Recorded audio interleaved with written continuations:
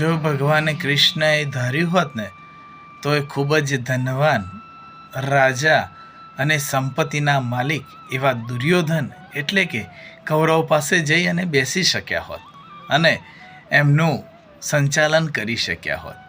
પણ કૃષ્ણ ભગવાને એવું નથી કર્યું. કૃષ્ણએ જેની જોડે કશું જ નથી, પાંડવો પાસે કશું જ નહોતું, કૃષ્ણ તો દૂત બનીને ગયા હતા દુર્યોધન પાસે અને કહ્યું હતું કે માત્ર 5 જ ગામ જોઈએ છે, વધારે આશા પણ નથી.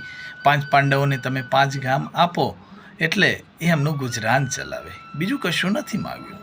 દુર્યોધન એ 5 ગામ આપવા માટે પણ તૈયાર નહોતો.